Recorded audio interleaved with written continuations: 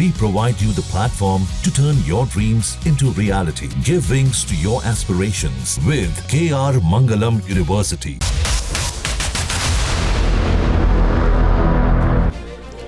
उत्तर प्रदेश में कांवड़ यात्रा की शुरुआत से पहले ही माहौल गर्मा गया है। ढाबों और होटल मालिकों की धार्मिक पहचान जानने की कोशिशों ने अब तूल पकड़ना शुरू कर दिया है। यूपी और उत्तराखंड में सरकार ने ढाबों सहित सभी दुकानों पर नेम प्लेट लगाने का आदेश जारी कर दिया है। समाजवादी पार्टी के एक बड़े नेता ने ढाबा कर्मचारियों की धार्मिक पहचान पूछने वालों की तुलना आतंकियों से कर दी है। वहीं प्रशासन सफाई दे रहा है कि यह कवायद सिर्फ और सिर्फ श्रद्धालुओं की सुविधा और सुरक्षा के लिए की जा रही है। आखिर क्या है यह पूरा विवाद और यूपी में कांवड़ रूट पर मौजूद ढाबों पर क्या है माहौल, देखिए हमारी ये ग्राउंड रिपोर्ट।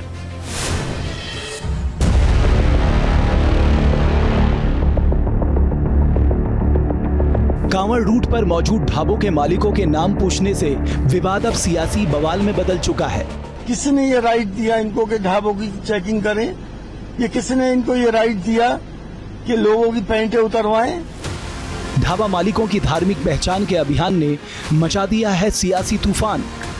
उससे कहा कि तुम्हारी दुकान का नाम ये क्यों है? उसने कहा मेरी मर्जी है। तो उससे कहा तुम्हारा पैंट खोल के दिखाओ हमको।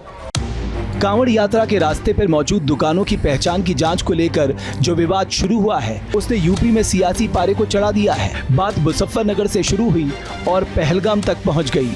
मुरादाबाद से समाजवादी पार्टी के पूर्व सांसद ST हसन के बयान ने हंगामा खड़ा कर दिया। किसी को धमकाना, टेरराइज करना, गोली मारना ही सिर्फ आतंकवाद नहीं होता है। आतंकवाद इसको भी कहते हैं। आप आए और आपने ढाबा बोल दिया एक ढाबे के ऊपर और उसके कर्मचारियों की पैंटें उतरवा के देख रहे हैं कि हिंदू है कि मुसलमान है। आपको क्या राइट था? भारत माता की। दरअसल ये विवाद स्वामी यशपीर महाराज के उस अभियान के बाद शुरू हुआ जिसमें दिल्ली देहरादून नेशनल हाईवे 58 पर मौजूद दुकानों की चेकिंग की जा रही थी। आरोप है कि इस दौरान स्वामी यशपीर महाराज के साथ मौजूद कुछ लोगों ने एक कर्मचारी से पैंट उतारने को कहा। हालांकि स्वामी यशपीर महाराज ने इन आरोपों को सिरे से खारिज कर दिया है।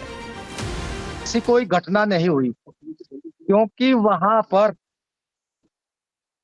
राष्ट्रीय स्तर की मीडिया थी और सबके कैमरे खुले हुए थे। यदि ऐसी घटना होती तो उनके कैमरे में भी केंद्रित होती। और मैं कहता हूं कि अगर वे ऐसे कहते हैं तो वीडियो दिखाओ। विवाद इसलिए भी हो रहा है क्योंकि कुछ हिंदूवादी संगठन में ढाबों और होटलों में लगे पेमेंट के लिए QR कोड को स्कैन कर मालिक की पहचान जानने की कोशिश कर रहे हैं। हम इसको स्कैन कर रहे हैं तो स्कैन करते ही संजीव मलिक आईडी पे जो बैंकिंग नेम है संजीव मलिक आता है। दरअसल यही बात जो है वो लोगों को खटक रही है कि जब बाहर तो अगर यहाँ संगम होटल नाम लिखा है, संगम होटल के बाद जो है इस तरीके से बाकायदा नाम आ रहा है, तो अगर इस तरीके से नाम आ रहा है तो लोगों को कोई परेशानी नहीं है। लेकिन लोगों का ये भी कहना है, कुछ हिंदू संगठन तो ये कह रहे हैं कि नाम और जो होटल का नाम है वो कुछ और रखा गया है, हिंदू देवी देवताओं के नाम पर रखा है, लेकिन जो असल में जब स्कैन करने पर है वो कुछ और आता है। दरअसल कुछ लोगों ने आरोप लगाया है कि कभी कभी ढाबे का नाम हिंदू धर्म के नाम पे होता है लेकिन ढाबे का असल मालिक किसी और धर्म का निकलता है। नहीं, हमारे हिसाब से हाईवे पे सभी तरह के आदमी आते हैं। अगर ऐसे भेदभाव करें तो हम काम नहीं कर पाएंगे और भेदभाव होता भी नहीं है। भेदभाव होना भी नहीं चाहिए। भेदभाव मतलब हम लोग सब लोग इंसान हैं। बस सवाल ये भी उठ रहा है ना कि कावड़ के दौरान शुद्धता को लेकर आप भी, क्योंकि सालों से ढाबा चला रहे होंगे। 22 बरस हो गए मुझे। 22 बरस हो गए तो 22 बरस में तो 22 कावड़ के शिविर तो आपके, मुझे लगता है बिल्कुल, क्योंकि हाईवे से 10 मीटर की 20 मिनट की हाईवे पे जो फर्स्ट कावड़ हाईवे पे चालू करवाई थी वो हमने ही कह के चालू करवाई। अच्छा। पहले कावड़ सिटी में अंदर को जाती थी। अच्छा। तो बाद में फिर हाईवे से निकलवाई, ट्रैफिक ज्यादा होने की वजह से। शुद्धता का और इस बात का ख्याल रखा जाता है। किसी भी तरह की कोई परेशानी नहीं होती, लेकिन वो कस्टमर पे डिपेंड करता है वो कहाँ खाता है कहाँ नहीं खाता। प्रशासन का कहना है कि ढाबों और दूसरे दुकानों पर नेम प्लेट के लिए इसलिए निर्देश दिए गए हैं ताकि भोजन शुद्ध हो और श्रद्धालुओं की आस्था को किसी तरह की ठेस न पहुंचे। लेकिन हर साल की तरह इस बार भी ये कवायद राजनीति की भेंट चढ़ती दिखाई दे रही है।